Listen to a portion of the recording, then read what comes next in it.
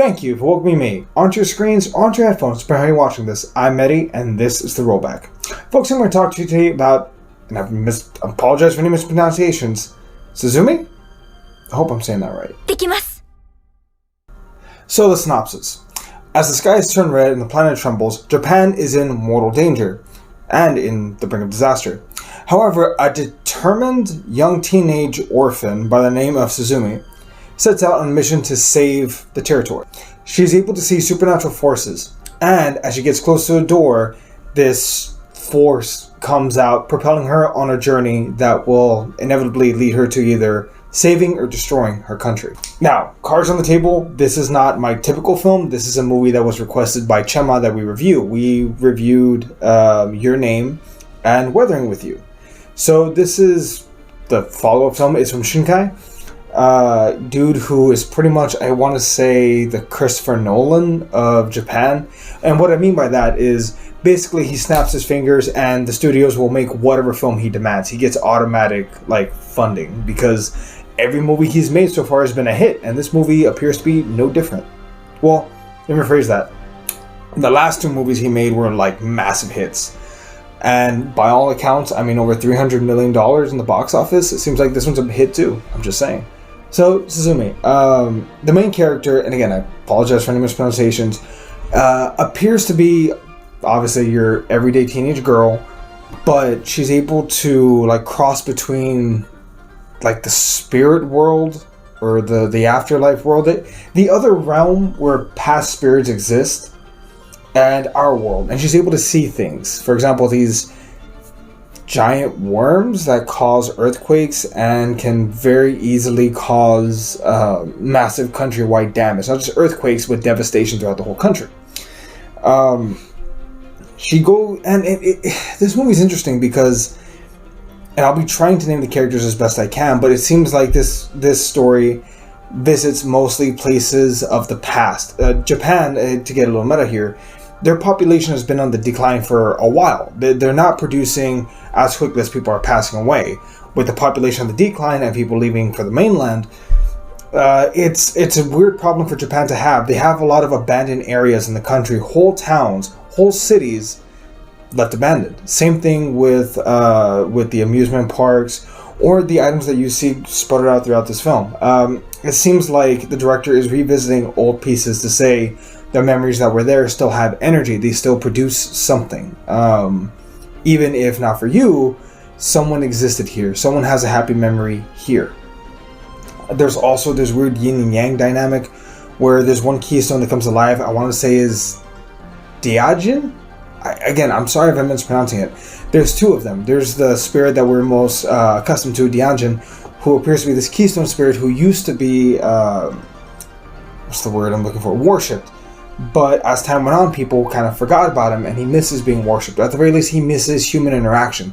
So when Suzume accidentally releases him, one of the two keystones in the country that was needed to keep this worm contained is now gone. It's breaking out into our world. Now, we're left to assume that Daijin? Again, I'm sorry if I'm mispronouncing it. I'm sorry. We're left to believe that he's releasing the doors so that the monster can get through, whereas in actuality, he's kind of guiding Suzume to where the doors are being opened. So she and I'm sorry, Sota? I hope I'm pronouncing that correctly. Sota, a college student who hopes to become a teacher, can close these. Because see, his job is a closer, not like Alec Baldwin, the other kind of closer. His job is to close these gates with a key and ask for strength or to asking the spirits to help lock away the worm again, to lock away these dreadful spirits. It's a family business, not very monetarily family business, but family business nonetheless. He gets turned into a keystone himself, a little stool that means the world to Suzume. Suzume. I'm sorry if I'm mispronouncing that. I'm gonna go on this adventure, and this adventure is a lot like the other films in Weathering With You and with Your Name. And I'm going to assume in some of his other films he has these isms, kind of like how Christopher Nolan has these isms or James Wan has his isms. I'm going to assume Shinkai does this too, because as I understand it, most of his stories revolve around teenage love or young love They're typically separated by something, either a great force or time, nature, a tragedy. Something separates them, or in this case, supernatural spirits separate the two in some way, so they can't be together, and they have to embark on a journey, whether it's together or apart, some degree of self-discovery and coming to terms with the truth, or the truth of your youth. In this case, Suzume coming to terms with the fact that she lost her mother.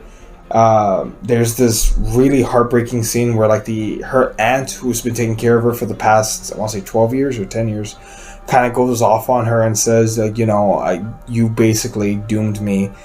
It turned out not to be her, but you get the point. They're hitting a lot of high emotional beats in this film. There's a lot going on in this. Ultimately, Suzume is able to not only save Japan, but more importantly, save Sota. And they're able to not get together, but towards the end of the film, they end up re-meeting after, I think, 6 months have gone by. And we can only assume where the romance goes from there.